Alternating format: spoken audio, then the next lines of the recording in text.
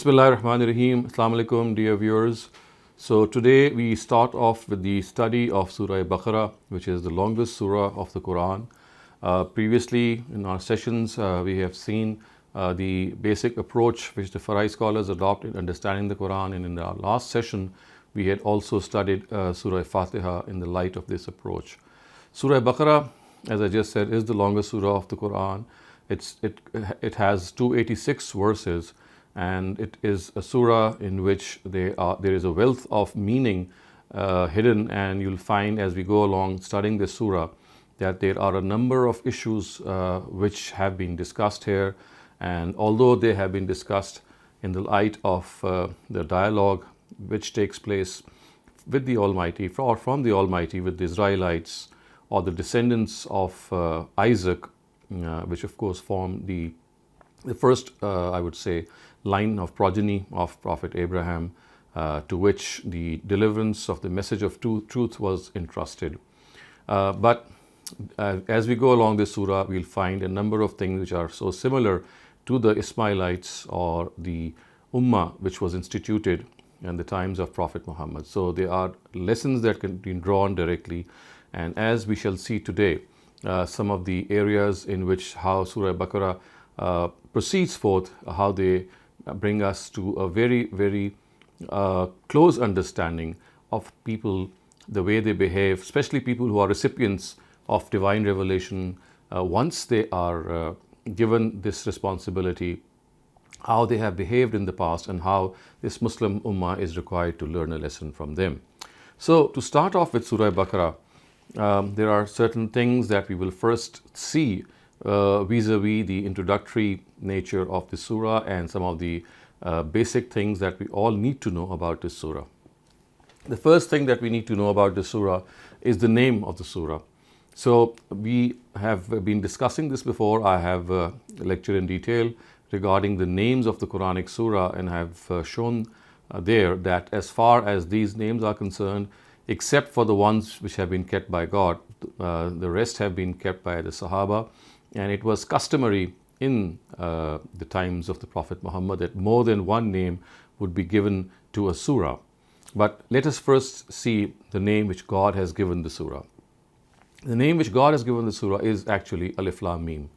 The word Alif Lam Mim is generally said to be an isolated letter. I mean, these are a group of isolated letters about which it is said that no one knows their meaning.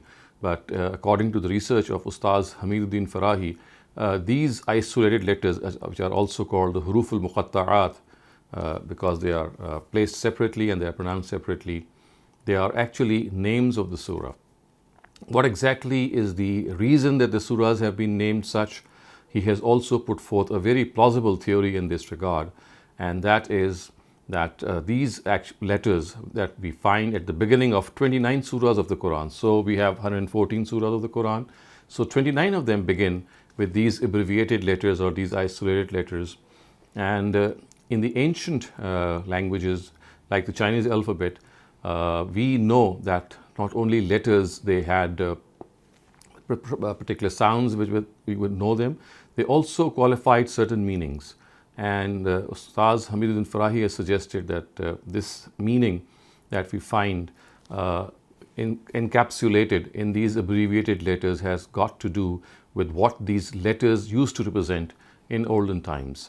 So, for example, he has shown that the word noon used to connote a fish.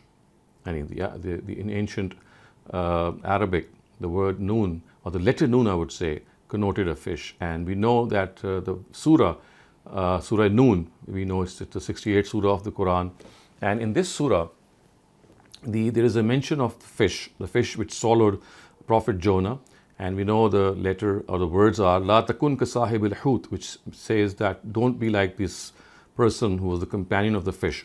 So while trying to console the Prophet that he should not hurry and he should not be in a hurry, just as Jonah was. So you see, the word hut is mentioned within the text of the surah, which is of course the Arabic word for fish, and the surah begins with noon. So this was very customary in the times of the Prophet, that the name of a surah would be kept according to some of the incidents that would be mentioned in the Quran. So this is one example. Another example with Ustaz Hamiduddin Farahi has given is that of Surah Taha. So Ta represents a serpent in ancient language, in ancient Arabic language. And we know that the incident of the serpent and Prophet Moses is mentioned in Surah Taha. So the reason that the surah has been named so is because of the incident which has been mentioned in Surah Taha. Alif Lam Mim. Regarding Alif Lam Mim, he has also presented a theory, and he has said that how these letters actually represent, for example, he says that the word Mim represents the water wave, and the word Lam actually represents the head of the cow. And we know that the incident of the cow has been mentioned in Surah Baqarah, a little down the surah. And as was the Arab custom, that they would name a surah behind a certain prominent incident or a prominent event that would be mentioned in the surah, the Almighty has actually done the same. So taking cue from how Arabs used to keep the name of a composition, of a literary compilation, he has done exactly the same. And by regarding it to be Alif Lam Mim, he is actually referring to the incident of the cow, which was mentioned in the surah later on. So this also gives us a very important insight regarding how names were kept in the times of the Prophet Muhammad, and how different it was from what we have, what our practice is today. So today when we would write a book, for example, or a chapter, the name of the chapter or the name of the book would always represent or summarize the contents of what the book is all about or what the chapter is all about. But this was not the case in the times of Prophet Muhammad, and so therefore the Almighty himself actually adopted the same procedure and same methodology. Arabs would generally name their compositions, as I said, after some incident, and their naming would not be, it would not cover the summary of what their composition would be about the way we do. So what we do is that always when we write something, the heading or the title of the book or the chapter always summarizes or basically tells us what's going to be inside that chapter. But of course, this is not the case with the Quran. So the incident of the cow is surely mentioned in Surah Baqarah, but in just 3 verses or 3 or 4 verses. So out of 286 verses, which have so many other themes and subjects to discuss, this one incident has been taken and it has become the name of the surah. So this gives us insight that when naming a surah, we should not be led to believe that the name of the surah is going to always cover the contents. Yes, there are exceptions in which the surah, whatever it reflects, whatever the name says, at times we do find that the contents are exactly the same, but that, as I said, is an exception. So the first thing that we have to understand is that as far as the name of this surah is concerned, its divine name or its name which was given by God is Alif Lam Mim. And the Sahaba actually have called it Al-Baqarah, and it started off actually by a sentence. So for example, they would say something like this: a surah allati tuzkaru fiha al-Baqarah, a surah in which the incident of the cow has been mentioned. So her whole sentence would be uttered to signify that surah. But later on, the rest of the sentence just was dropped and Al-Baqarah remained. So actually the surah meant, or the name meant, that this is the surah in which the incident of the cow is mentioned. And the sentence, this is the surah in which it is mentioned, this part was just dropped, and what remained was Baqarah. So the surah got to be named as Baqarah. You'll find very similar is the case with Al Imran. And in fact, Surah Al Imran, inshallah, when we go to that surah, that also begins with Alif Lam Mim. So we do have similarity of names as well. And this was also customary in the times of Prophet and even before him. So we know that even in naming their children, they would name them as Abdullah 1 and Abdullah 2 and Abdullah 3. The same name, but separated by 1 or 2 or 3 or Awwal or Sani and so on and so forth. So this was something very common. So in this case, if it is Alif Lam Mim Baqarah and Alif Lam Mim Al Imran, the similarity of the name, surely we can say it reflects the similarity of the content as well. And as we shall see how similar the content of this surah is in certain aspects, it is very befitting that both have been called Alif Lam Mim. So we have to make this assertion that as far as the name of the surah is concerned, Al-Baqarah is the name which was given by the Sahaba, and Alif Lam Mim is the name which was given by the Almighty Himself.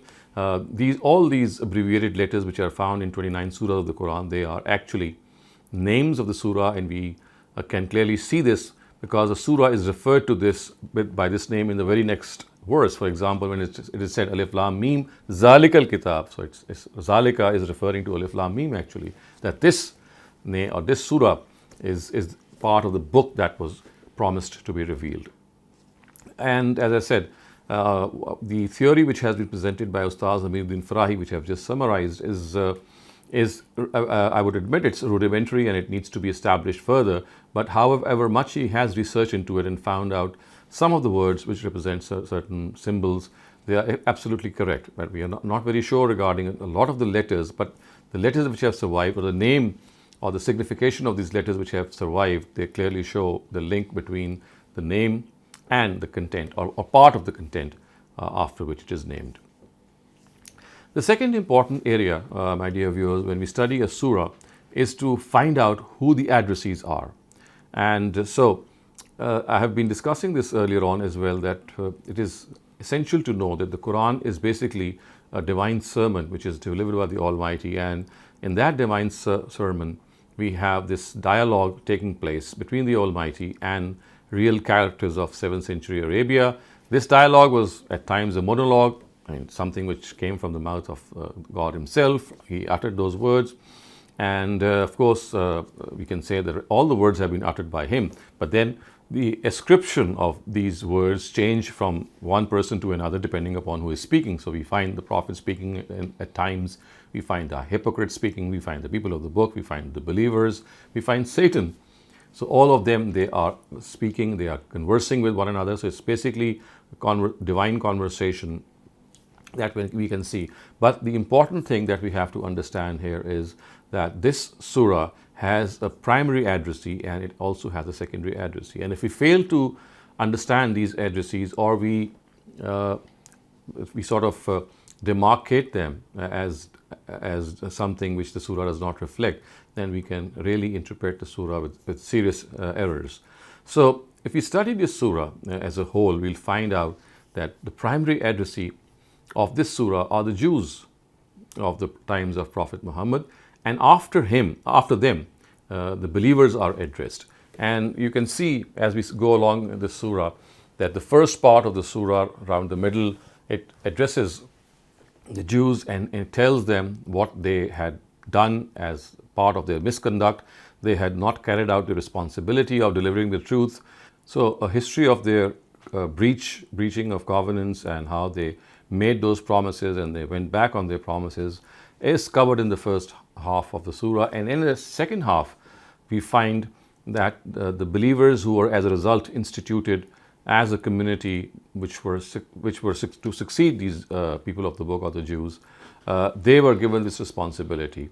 And so therefore we'll see that overall it's primarily the Jews who are addressed, and then after them the believers are addressed. But we also need to understand that these believers they belong to the era of Prophet Muhammad sallallahu alaihi wasallam. They are right there in front of the Quran when it was being revealed.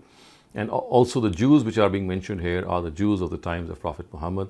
The need to say this is because there are certain things which are specific to the Jews and the believers and all those denominations which lived in 7th century Arabia, to which the Quran has been addressing all of them.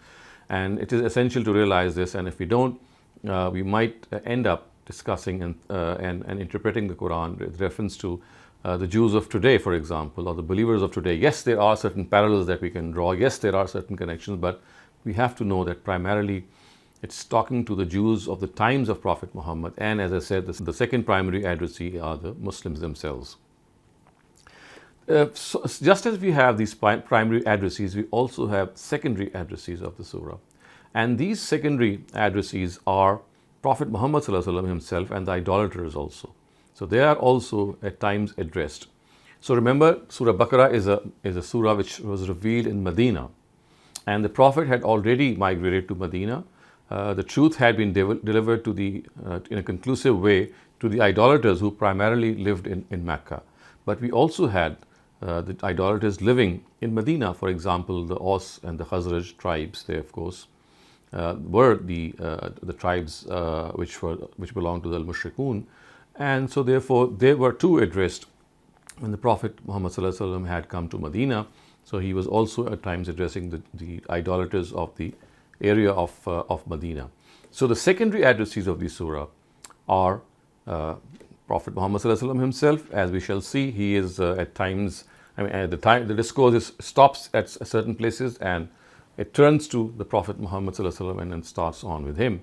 And similarly, you'll find that the idolaters of Arabia are also addressed, in particular the idolaters of Medina or the polytheists of Medina, and they are also directly spoken to.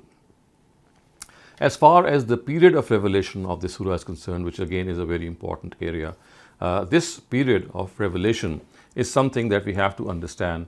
That is, of course, a surah in which it was the conclusive communication of the truth which was taking place regarding the Jews and Muslims, as far as they were concerned, or the believers were concerned.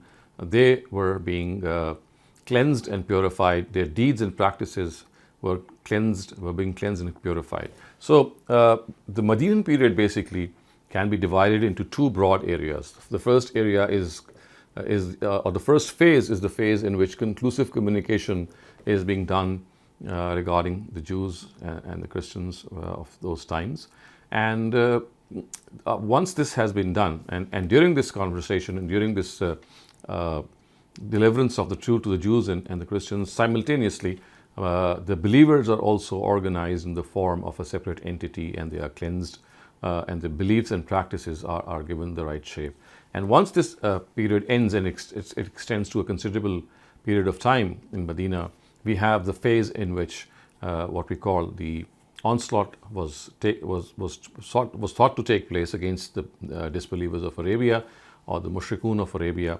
But then, as I said, we will discuss that later. But the period of revelation of this surah, of course, we know that it was revealed in Medina. But within Medina, it was revealed in the very first phase, which means that the truth was being conclusively conveyed to the people of the book, in particular the Jews, in such an ultimate manner that they could not deny it, except if they would take excuse in stubbornness. And this was like being deliberately denying the truth. The next thing that we also need to know is the paired relationship between this surah and the next surah. So we know that both these surahs, they form a pair. We have discussed this earlier on, that the whole Quran has been divided into 7 chapters. This is the first chapter. Surah Fatiha is the only Meccan surah of this chapter.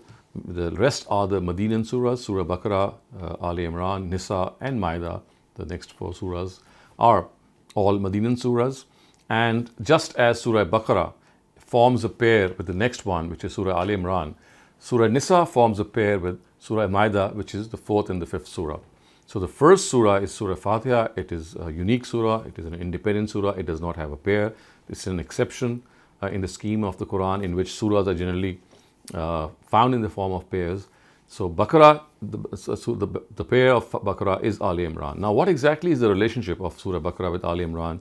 You can see right in front of you on your screens that Surah Baqarah forms a pair with Surah Al Imran with regard to the topics which are discussed in both. In Surah Baqarah, the truth is conclusively conveyed or communicated to the Jews, and in Surah Al Imran, besides the Jews, after the truth is conclusively communicated to the Christians in particular, the institution of a new ummah, the Muslim ummah, from among the Ishmaelites is proclaimed. So, in both these surahs, the institution of a ummah is proclaimed. That's, of course, the Muslim ummah. And while in the first book, the first surah, the primary addressees are the Jews. In the second surah, the primary addressees are the Christians or the Nazarenes. Of course, the Jews are also addressed, but you'll see that there is a special stress regarding, or special emphasis, which relates to the Nazarenes or the Christians, Nasara to be precise.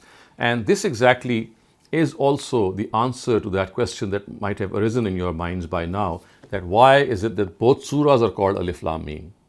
I mean, both begin with the same letters and therefore both begin with the same name. The reason is that they are so similar in content that both conclusively communicate the truth, but the difference is that one is talking more to the Jews and the second is talking more to the Christians. So there is a slight difference, but at the same time, the similarity is such that the people of the book, they form a single entity, they are the ones that are being addressed. Next, we are going to look at the theme of Surah Al-Baqarah, which is also very important. So the theme of Surah Al-Baqarah is to conclusively communicate the truth to the people of the book, of course, in Jews in particular, the institution of a new ummah in its place, and a mention of its obligations. So if you look at the whole surah, which inshallah we will do during the course of our study, that this is how the surah moves along. This is a single sentence which knits the thread between the various needles, so to speak, which are found in this surah. So if you would like to see how a surah progresses, how the surah moves forward, this sentence actually it summarizes for us what exactly is the theme of the surah. So first, it conclusively communicates the truth, which is of course the translation of the Arabic term Itmamul Hujjah. It does Itmamul Hujjah on the people of the book, and once this is done, the obvious corollary to this is that the next people of the book, which are the Ishmaelites, which are the believers, they are given the responsibility, because the previous people of the book, they were not up to performing their duty, so they were deposed. So a new ummah was instituted, and it was not just mere institution. They were also, they were also informed of what their obligations are. So this is the thread that runs through the complete surah, which you can see is the theme of the surah. So when you study the surah, you will corroborate the fact that yes, this is how the surah is progressing, and this sentence actually encompasses the contents of the surah. Next, we see the structure of the surah. Now, this is also extremely important. You see, the longer surahs of the Quran, they are divided into various sections and subsections, and this is something which is nothing new for us. For people like us who are exposed to various authors of a very distinguished, I would say, background, it's nothing which is different from us, because when we see books, or when you write books and when we study books, they are also very similar. That we have an introduction, we have a conclusion, and in between we have a structural arrangement of contents. In this particular area, you'll find that it does conform to what we are also very used to. So this surah also, in this regard, is something which should not be difficult for us to understand. So you can clearly see from the screen that the surah is composed of 4 sections, 4 large sections. These are big sections. But it starts off with an introduction. It's a soft introduction, and as things move along, the Jews are taken to task. So it's not until we reach the verse 40, or the 40th verse of the surah, that the Jews, which are the actual addressees of this whole surah, they are directly addressed. Otherwise, prior to this 40th surah, in the first 39 verses, we find an indirect insinuation towards them. And then after we finish these 4 sections, we have the conclusion, which is composed of just 2 or 3 verses in which the prayer that some of you might be knowing is mentioned from the tongue of the new ummah, that once they have been instituted in the place of the previous ummah, which were the people of the book or the Jews, this is how, O Lord, O God Almighty, we would like ourselves to proceed. So it's a beautifully arranged surah in this regard, and such is the coherence and the structure and the format of the surah that inshallah, as we move along, we'll find how well arranged and how coherently its matter has been stated before us. So this is a visual presentation of the structure of the surah. So I'm just going to switch my computer to something different so that you can have a better understanding of how these 4 sections, which preceding these 4 sections, we have an introduction, then we have those 4 sections, and then finally we have a conclusion. So I remember many years ago when we used to study from Ustaz Amin Islahi, we used to go to him, and he would give a weekly lecture on the Quran as well. And he would often describe how his own teacher, the great Ustaz Hamiduddin Farahi, would reflect on the Quran and how he would be reading it back and forth, and how he would be reading a chapter, and how he would be reading the individual surah of that chapter, and how he would also be simultaneously reading the paired surah. So typically when he would read the Quran or a particular surah, it would be a reading encompassed in three stages or three categories. One would be the surah's chapter in which it is arranged, so that you can always refer to the chapter and link it with the theme. Second would be the paired surah or the counterpart of that surah, and the third would be the surah itself. And I remember he used to say that Ustaz Amiruddin Farahi would often say that you have to keep on reading a surah again and again to really understand these contents, unless, and I remember he shut his eyes and said, unless you can visualize the surah in the palm of your hand, as if when you shut your eyes, the whole surah is picturized in front of you, and you can see how these contents are progressing from one to another. So I have just made this visual presentation for you in the light of exactly what I've just explained, so that when we go through this surah in this formation which comes before you in its colored format, you are able to visualize that surah. So you see, this is the first 39 verses are in green. So this is the introduction to the surah. Next we have this yellow portion, which is the first section of the surah. And still next we have this light blue section, which is the second section of the surah. You see how it progresses. And then we have this dark green, which is the third section of the surah. And finally, this is a longer section.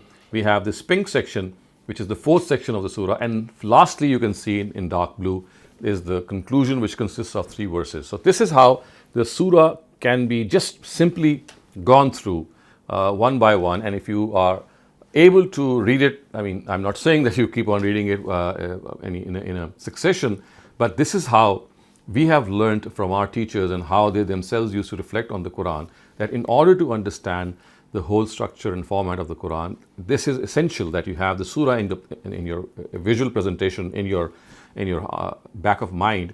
And precisely this is something which will give you an idea how the things are going to develop in this surah. So once again, you can see through this visual presentation that what we are doing here is that we are just going through, it's the longest surah, as I said. We have 286 verses, and it's difficult, for example, to have a single slide. But as you will go along, you'll see that we are studying the surah in this sequence, that we have this introduction coming first, and then the sections which are right, and all these sections are very closely related. I'm just going to summarize them as well, so that before we begin a formal study of the surah, you first have a bird's eye view of the contents of this surah, so that once we concentrate on one part, you don't miss out what the rest of the surah is talking about. So now this brings us to some of the individual sections and introduction which we've just seen. I've just broadly referred to the visual presentation of the surah. Now you can see from that, as far as the details are concerned, that this surah, which is of course composed of these 4 sections, it has a beginning, it has a conclusion, it concludes. So now I'm going just to give you a very brief summary of how the surah progresses, so that you can see from your own self that these contents, they can catch your attention. And in one sentence, which I just said earlier on, that basically it's addressing the Jews and it's enumerating their crimes, deposing them as a result, installing the Muslim Ummah in its place, and then informing them of its duties. So this is how it is going to progress. So the first section, of course, the first section is not called the section, it's called the introduction. It's composed of 39 verses. It begins with the mention of those among its addressees who shall accept faith and those who would reject it. The idolaters of Medina have been warned that this book of Allah has revealed the truth in its ultimate form. So remember, this surah is also addressing the idolaters of Medina, and I just referred to you that some of them were there. The Aus and Khazraj tribes, a large part of them had accepted Islam, but still they were there who were to be addressed and reformed. So it would be extremely unfortunate for them if they are still led astray by the mischievous machinations of the Jews and thus deprive themselves of this great blessing, which is the Quran. And then this introduction ends with a very phenomenal finale, I would say. It is the tale of, or the incident of in which Adam was created. We know that Adam and Satan They are figured in that incident. The angels are also there.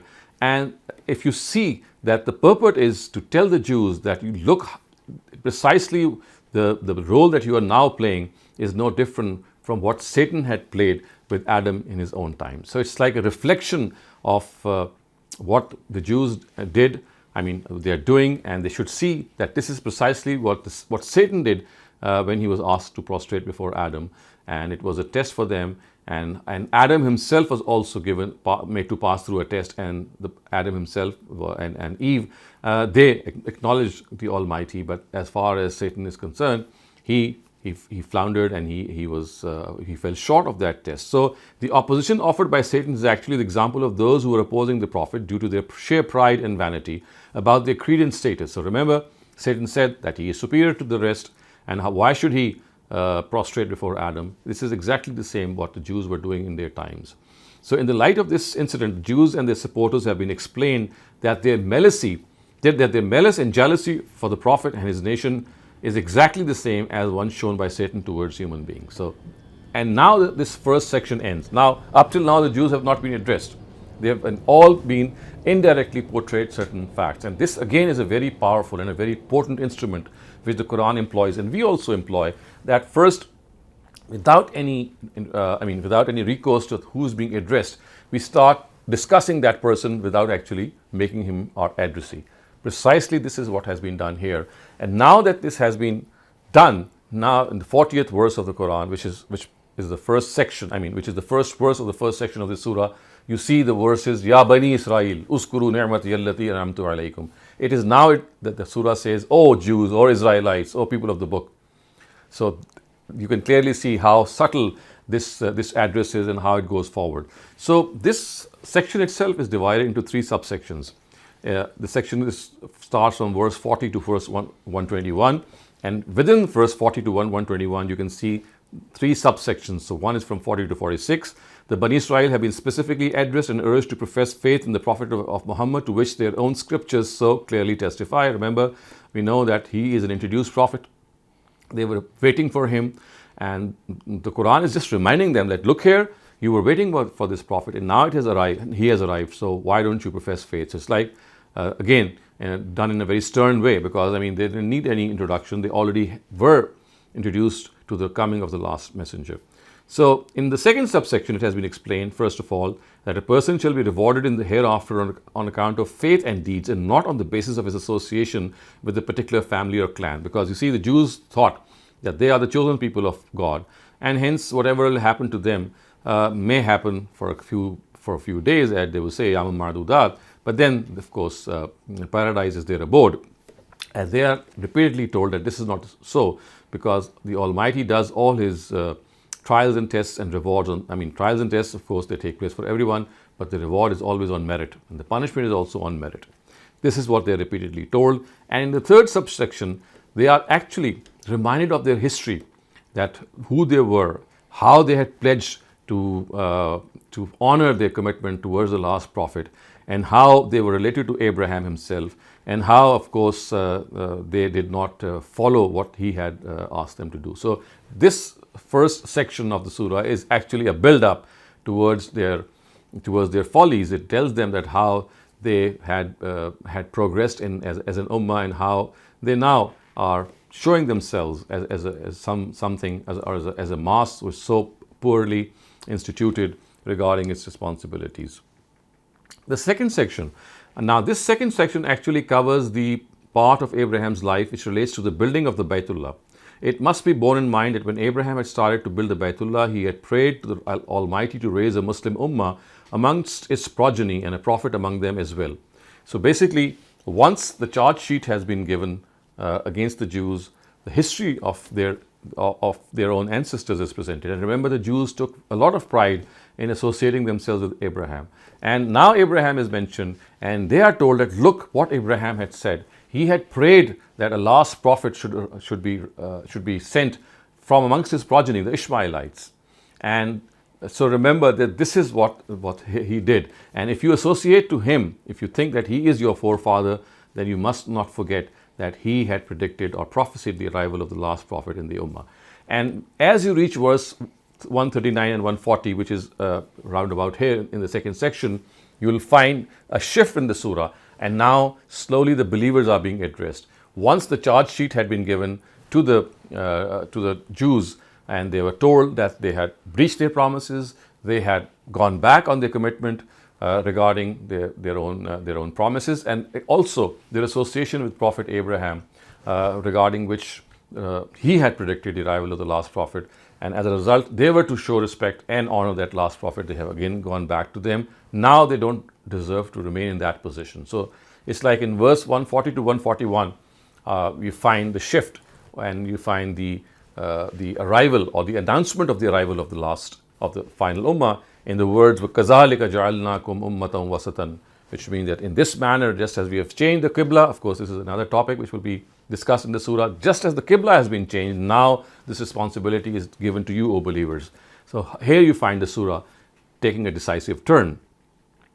So now we move to section 3 of the surah, which is it covers from verse 122 to 162, and of course from 162, from verse 122 to 162, you can see that the purpose of narrating the whole surah, or the depiction of the whole surah, is in a way that the distortions which they had presented, and also as far as these distortions are concerned, they were distortions in which you'll find a lot of things were common to them, and these common things were, there were some things which the Quran has told them when the new ummah was being instituted, that يَعْرِفُونَهُ كَمَا يَعْرِفُونَ أَبْنَاءَهُم, that they recognize this prophet the way an estranged father recognizes his son.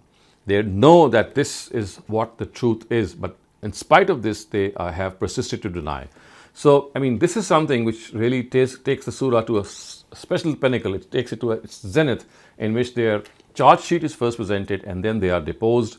And in the third section, so it's such a beautifully arranged surah that once they had been deposed, now this new ummah is given their place. It's instituted as people who would now deliver the same responsibility. And now some of their obligations are narrated to them, and they are given some of the directives. And in fact, these directives are, in most cases, they have been revived. They were already present as an established sunnah of Abraham, but of course, these directives are given in a certain sequence, so that once again, Muslim ummah is reminded of its obligations. It is told that, look, you have just seen the charge sheet, you have just seen the follies of the previous ummah, and how they made a mess of their responsibilities, and how they associated themselves to Abraham and did not listen to what Abraham had said regarding the last prophet. Now that they have gone and you are in their place, do remember that these are some of the areas of Sharia which are being revived, and they were present in the previous Sharias as well, but one by one these directives are revived. So we first get the directive of Tawheed, then we have the prayer and zakat being mentioned, then we have qisas and diyat being mentioned, then we have the legacies and wills being mentioned, fasts being mentioned, prohibition of bribery and wealth obtained through illegal means, hajj, and then jihad and infaq, on account of the relationships of the latter two with the former, because at that time the Baytullah was under the control of the idolaters. So you see, hajj in those times was specially related to jihad and infaq, because now Muslims were living in Medina, and they had to liberate the holy Kaaba from the custodianship of the Quraysh. So this is a special introduction to this background, that this jihad and this infaq is with relation to your association to the house of God, because you have to go there, have it liberated from their clutches, and then do hajj. Then we have the prohibition of intoxicants and gambling, permission of incorporating the affairs of the orphans and their guardians, and prohibitions of marriage among idolaters. And ninthly, we have issues like marriage, divorce, ila, khula, raza'at, and of course some of the other things. So you see, in a sequence, in this third section, once Muslims had been given the responsibility of taking the place of the people of the book, now they are being reminded of these responsibilities, that don't forget that yes, some of these directives already existed. They were there in place, but now they need to be revived, and you have to understand them. Next, we go to the fourth section. In this fourth section, the topic of jihad and infaq, which actually began with the previous section, is brought to a completion. Why? Because there were certain questions which had arisen in that section, and jihad and infaq could not have been completed in that section. And this also gives us a very unique insight regarding the Quran, and that is how people had a living relationship with the Quran. I mean, it was a book that was being revealed as circumstances were proceeding. So the Quran's intention was to go and present its next topic, but once it presented, questions arose regarding what it had already presented. So it talked about Hajj, it talked about infaq, it talked about jihad, and as it did so, people started to ask questions. So the Quran stopped itself here. It's like Almighty said, okay, wait here, I'm going to answer the questions first and then take up the discussion once again. So exactly this is what has happened here, that there were questions which were unfinished, questions regarding jihad and infaq, because the fact that so certain questions had arisen in the previous section, so the Almighty started to answer those questions. I'm doing it a bit, in a very brief way, because you see, some of these questions I'm not going to cite here. We'll study them one by one, but just to give you this idea that at times the Almighty or the Quran is going along and it has its own plan, but then when it sees that people have questions, it stops there.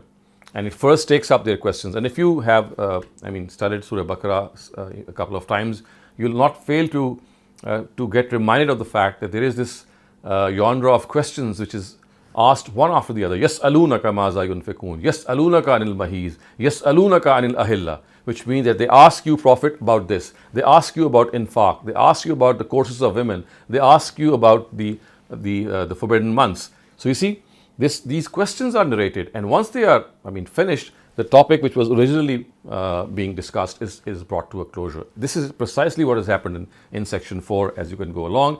The 5th section, I can say after these 4 sections, we now have the conclusion in which now the Ummah is given this responsibility in the form of a prayer. It is said that yes, they have been deposed, you are now in their place. These are some of the directives that have been given, and once these have been given, you will not be able to fulfill these responsibilities unless you have God by your side. So that beautiful prayer with which Surah Baqarah ends, Fa'fu anna, waghfir lana, warhamna, anta maulana, fansurna alal qawmil kafirin, on which the surah ends, is a prayer, it's a supplication which is uttered through the tongue of this newly instituted Muslim Ummah, so that to make them realize that in spite of all their efforts, unless they have God's help, they would not be able to succeed.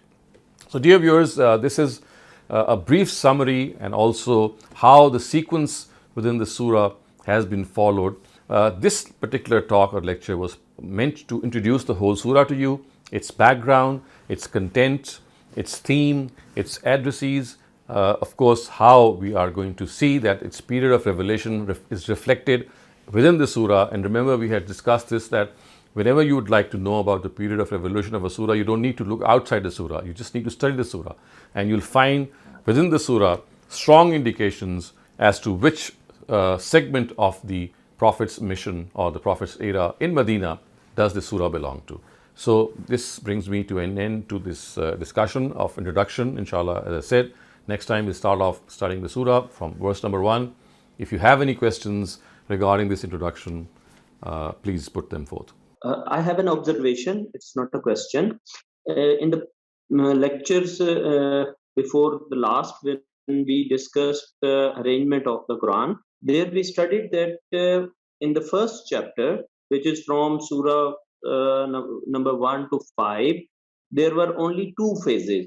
One was the commissioning of the prophethood, and second was the Tazkiyah or Tathheer. But today, when you were discussing the phases in this Surah Baqarah, Itmam Hujjat was also included. So is it some my misunderstanding, or there is some change? No, actually, Tazkiyah and Tathheer it relates to Muslims, and conclusive communication relates to the people of the book. So they are just 2 sides of the same picture or the same coin. So in the initial lectures, I was saying that the Medinan period has these 2 divisions, that Muslims, they are cleansed of their evil practices, their positive practices are made to develop, and at the same time the people of the book, the truth is conclusively conveyed to them. So this is like a single phase in which one thing is happening with the Muslims or the believers, and the other thing is happening with the people of the book. So this is the first phase. The second phase of the Medinan ministry of the Prophet is the phase in which the attack or the final onslaught was launched. So this is the first phase. All these 4 surahs, they belong to that phase in which the truth was being delivered to the people of the book in a conclusive way, and the tazkiyah and tathhir of the Muslims were taking place. So basically, they are the same.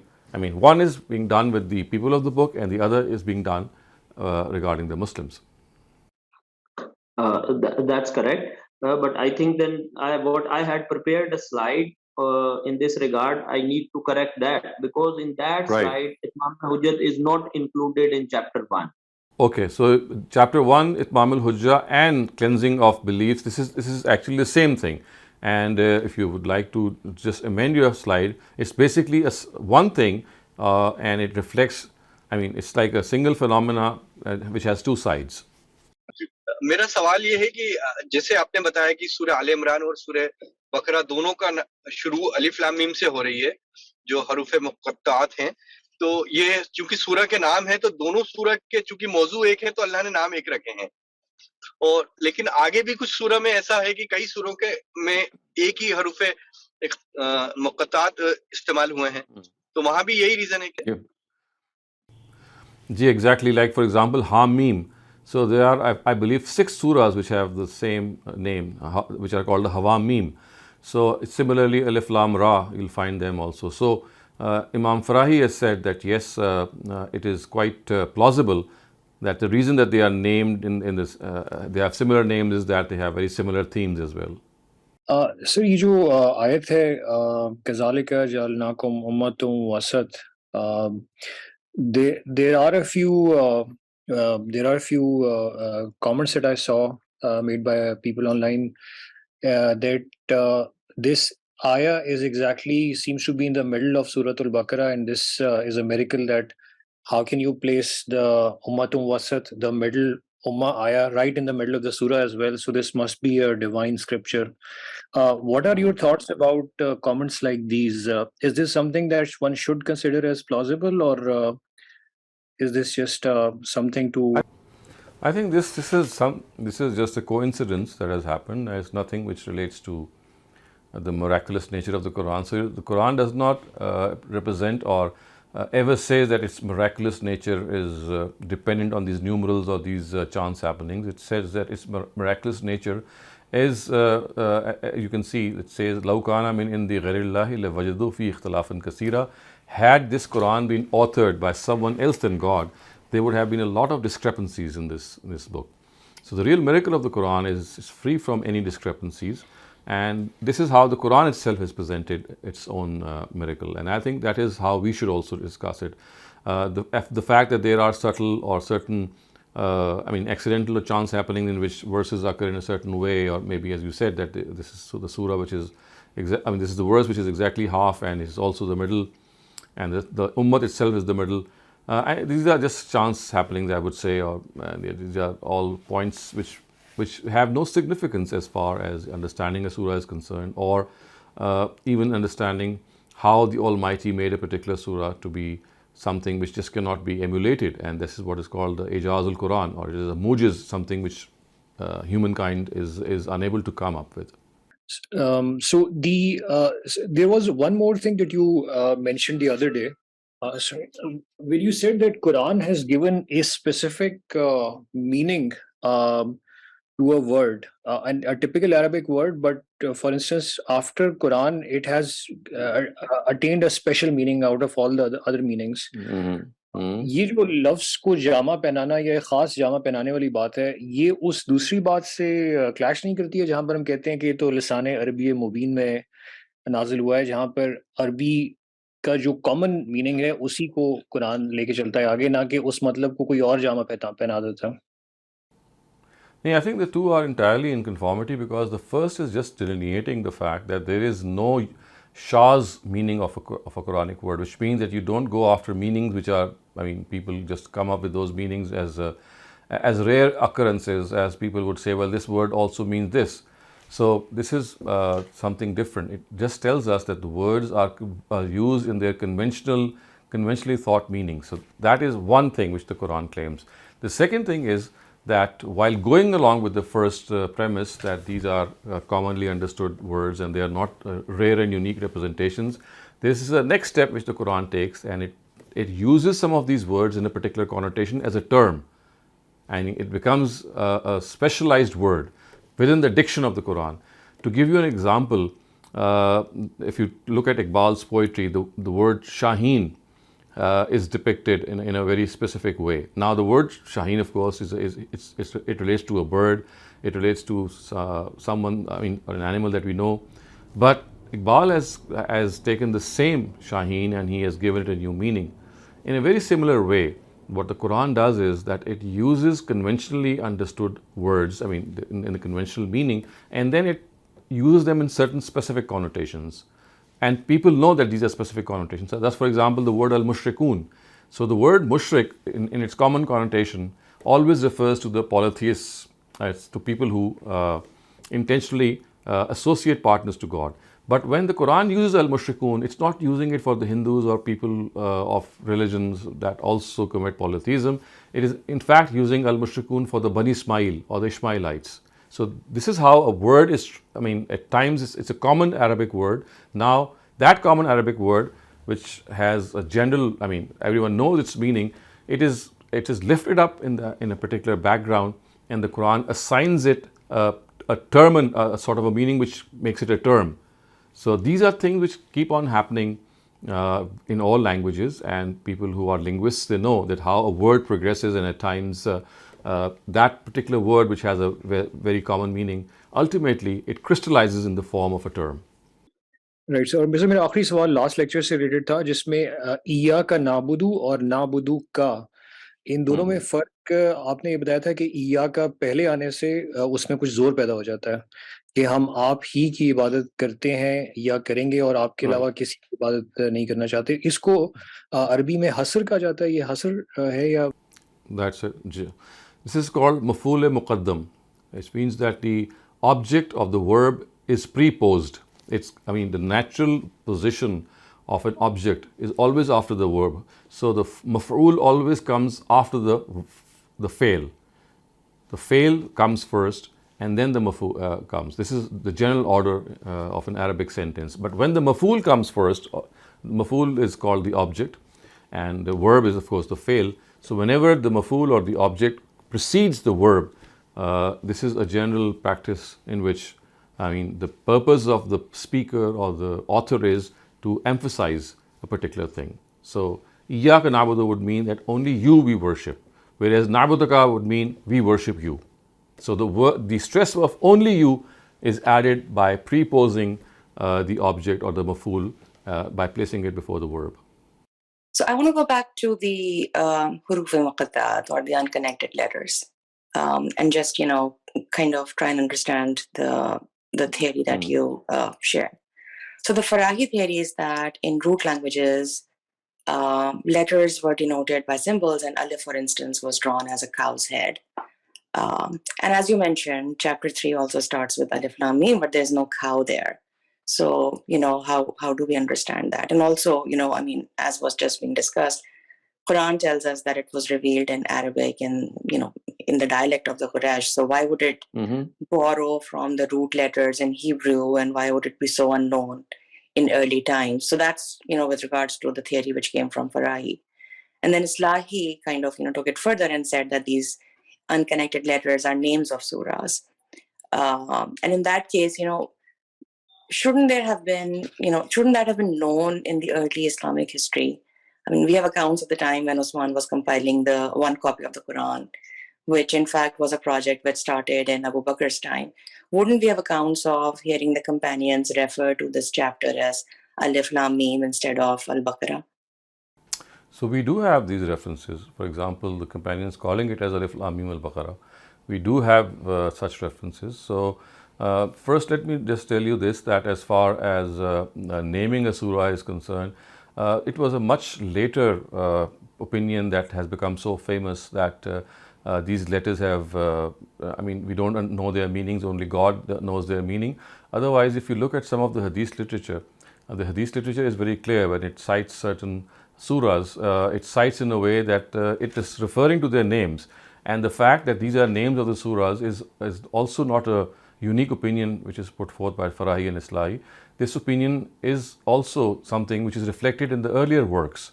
It's only that because of the fact that the earlier works, they don't concentrate on a single meaning of an interpretation. What they do is they would just present before you multiple interpretations, and therefore you just tend to get lost as to what the actual interpretation is. So otherwise, as far as this interpretation is concerned, it's not something which is unique to Farahi.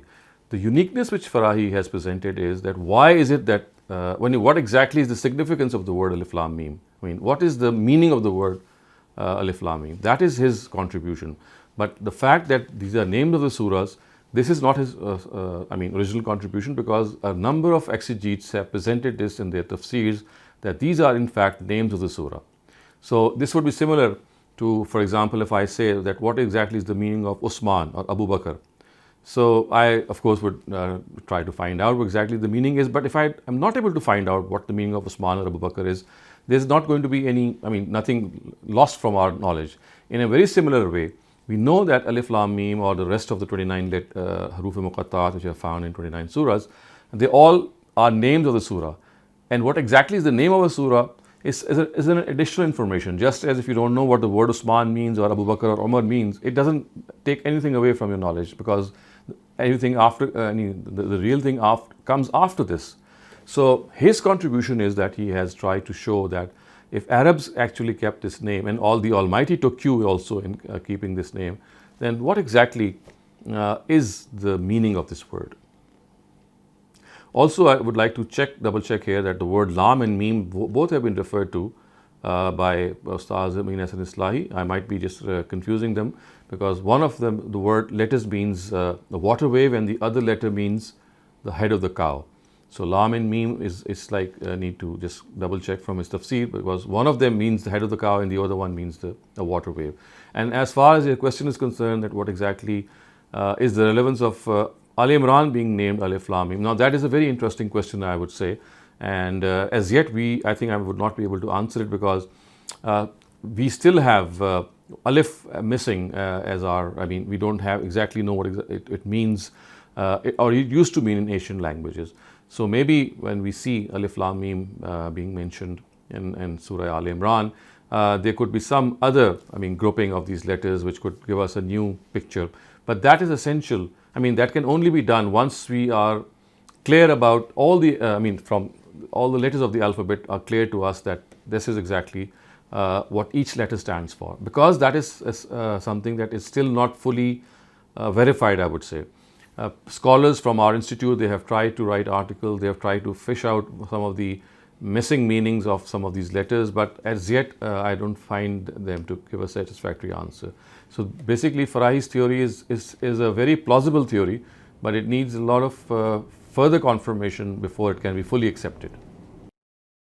But if these were, meanings which were understood at the time of the Prophet and the companions, why would there be so much mystery around them? Why would there be such a... There is no, there is no mystery. You see, what has happened is in today's world you find that mystery, because something has become dominant, and the dominant understanding is that we don't know the meaning of these letters. This is just one interpretation that has become so famous. So if you go back and look at our early scholars, you will find that they are talking about the fact that yes, these are names of the surahs, something which is very commonly talked about. And it is only in later time that some of the other interpretations started to receive dominance, and that is that we don't know the meaning or exactly the implication of these letters. Also, we have to understand this, that in the earliest tafsirs also, and in the earliest conversations with the Prophet, this has never come up. It was never questioned. Another important thing is that had these been unknown, the Quraysh would definitely have, they would not spare the Prophet. They would have definitely asked him that what exactly is he talking about? Why are these surahs opening by such words? So had this been a contentious issue, it would definitely have been an objection that the Quraysh should have raised, and they never raised this objection. And the Sahaba also seldom talked about them, which it was as if it was already understood. The only thing is that why is it that these surahs are named in such a fashion that letters which are not connected, which are disjointed, they are used as names. So Farai's contribution is just to theorize that what exactly is the meaning or connotation. But as far as the name itself is concerned, as I said, if you read the earlier scholars and earlier tafsirs, you'll find that this is something which was well known to them.